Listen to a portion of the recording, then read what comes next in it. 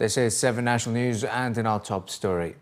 The UAE Vice President, Prime Minister and ruler of Dubai, His Highness Sheikh Mohammed bin Rashid Al Maktoum, has launched a national program to integrate innovation and entrepreneurship into the curriculums of both public and private higher education institutions in the UAE. The new program has been developed in collaboration with Stanford University. The initiative aims to develop higher education programs to help meet the country's human resource requirements and produce the specialized talent needed for the next phase of the UAE's development. At the launch event organized by the Ministry of Higher Education and Scientific Research in Dubai, His Highness Sheikh Mohammed bin Rashid said, "Our objective is to prepare the new generation for the future, for a new world that requires different skills." Minister of Higher Education and Scientific Research Sheikh Hamdan bin Mubarak Al Nahyan said the leadership's directives to develop the education sector, in particular higher education, reflects the country's efforts to prepare the new generation for meeting the challenges created by rapid changes. He added that the new innovation and entrepreneurship curriculums represent a crucial step towards achieving the objectives of the National Innovation Strategy and UAE Vision 2021. He said UAE Universities will start teaching these curriculums from January 2016. Dubai Crown Prince His Highness Sheikh Hamdan bin Mohammed bin Rashid Al Maktoum and Dubai Deputy Ruler His Highness Sheikh Maktoum bin Mohammed bin Rashid Al Maktoum attended the event held to launch the new initiative. Operations on the Green Line of Dubai Metro were halted on Monday due to a fire near the Abu Bakr as-Siddiq metro station in Deira, which engulfed the area in thick smoke. The Roads and Transport Authority confirmed that the Green Line was closed after the blaze broke out at about 5:30 p.m. local time. According to local reports, the fire broke out in a residential building on Salahuddin Street near Murakkabat Police Station, which prompted the evacuation of residents from nearby buildings and the suspension of Dubai Metro services. The Dubai Media Office later tweeted late on Monday that the fire had been put out and there were no injuries reported.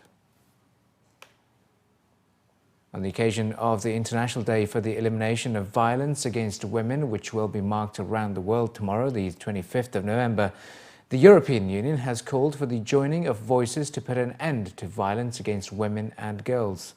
A joint statement released today has strongly condemned all forms of violence against women and girls. It stated that 1 in 3 women in the EU has experienced some form of gender-based violence in their lives. Too many girls are married or mutilated in childhood within our borders and beyond. In many countries, over half of murdered women are killed by an intimate partner, a relative or family member in their own homes. They're also very vulnerable to all forms of violence in conflict areas and during humanitarian crises. It was added that this year we should pay special attention to the growing numbers of women seeking refuge or asylum in the EU. Combating all forms of violence against women and girls remains a key priority for the Commission, both within and outside EU borders.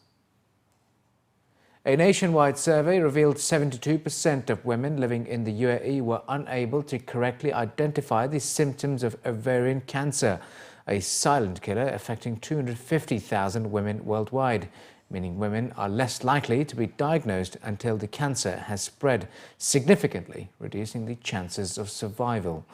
In the GCC, it is estimated that around 1,350 women are diagnosed with ovarian cancer each year, with 750 dying from the disease. Dr. Aladdin Ma'raoui, a consultant oncologist in Abu Dhabi, said the survey, which involved more than 400 women in the UAE, highlighted the challenge of detecting ovarian cancer sooner. He stated that this cancer can occur at any age, with women 45 years and older at higher risk.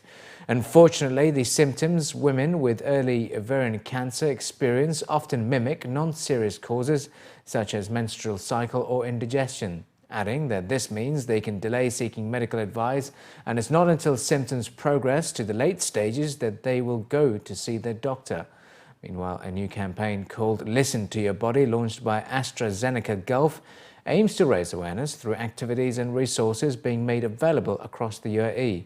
To launch the campaign, a special female vocal performance by the Voices of Harmony took place in Al Wahda Mall, Abu Dhabi, where hundreds of ovarian cancer symptom tracker diaries were distributed to women in the crowd.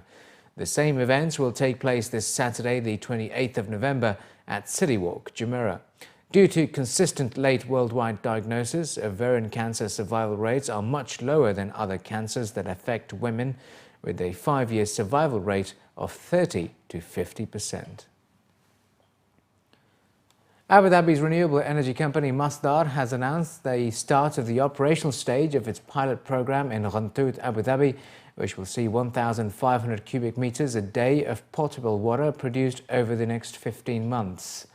The company made the announcement during a press conference which was attended by top officials including His Excellency Dr. Sultan Al-Jaber, the UAE Minister of State and Chairman of Masdar, His Excellency Suhail Al-Mazroui, the UAE Minister of Energy, Her Excellency Razan Al-Mubarak, the Secretary General of the Environment Agency Abu Dhabi, and many others.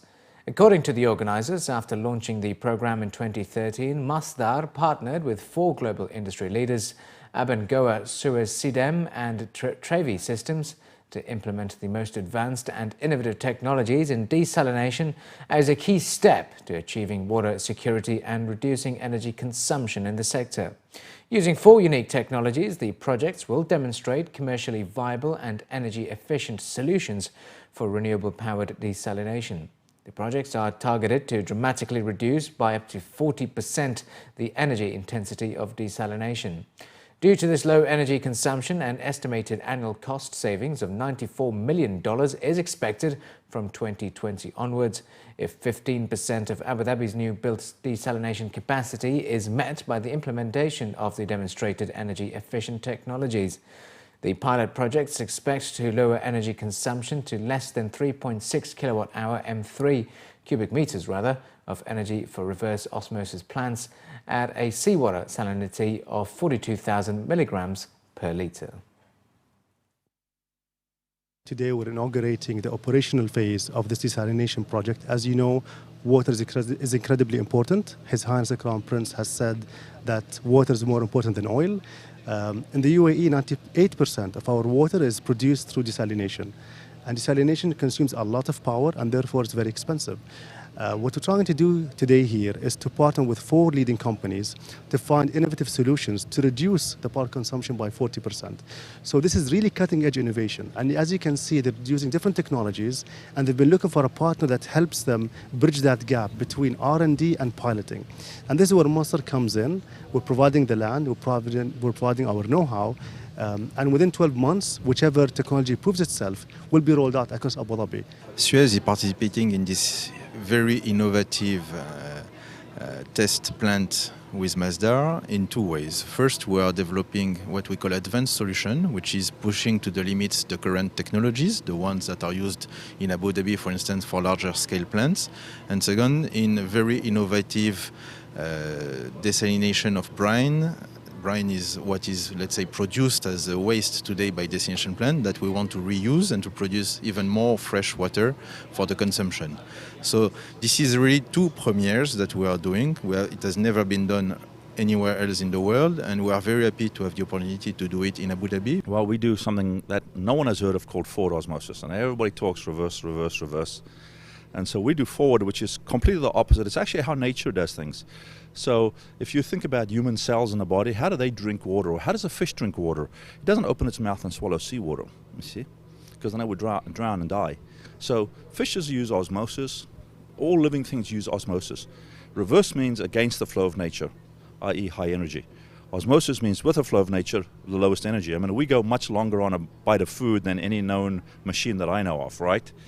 So you then have to translate what nature does into a real product. And so we spend a lot of time looking at how nature does osmosis and coming up with the same chemicals that nature uses to do osmosis.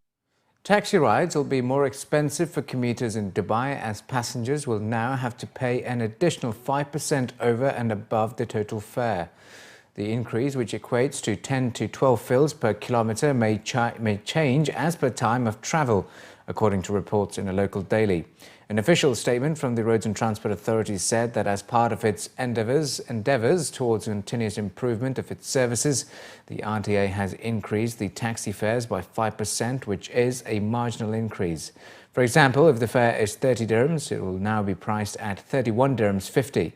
The Arte also reiterated that the fare hike is very marginal.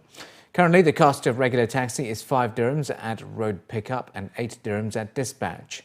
During peak hours between 7 a.m. to 10 a.m., the cost is 12 dirhams, and meter costs during 10 p.m. to 6 a.m. are 5 dirhams 50 to 9 dirhams at dispatch and 12 dirhams at peak hours between 4 p.m. to 8 p.m. The starting meter price for a ladies' taxi is 8 dirhams for both road pickup and dispatch. And finally, in the bulletin, to mark the inaugural UAE Innovation Week, the Dubai Culture and Arts Authority unveiled the nation's first government-empowered virtual community for creativity, Creatopia. The announcement was made at an event held at Dubai Design District and aims to mobilize, activate and inspire talents in Dubai while promoting a new level of partnerships, engagement and collaborative communication within the culture, arts and heritage sectors. During the event, His Excellency Abdurrahman Al Owais, the Minister of Health and Chairman of the Dubai Culture and Arts Authority, introduced the concept of Creatopia, saying that it is a centre for the creative community of Dubai to gather in and grow around.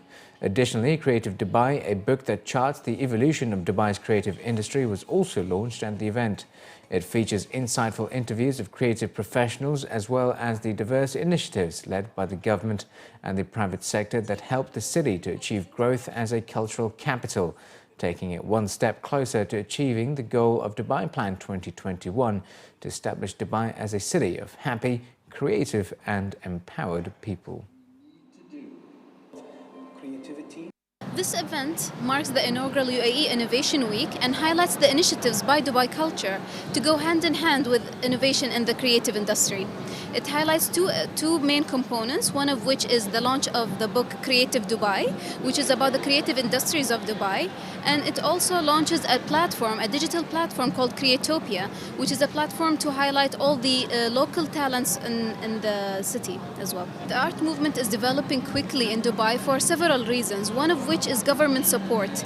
They are very keen at the government to make sure that any person with talent in Dubai has the right education and has the right opportunities to grow, not only in the city of Dubai but also internationally.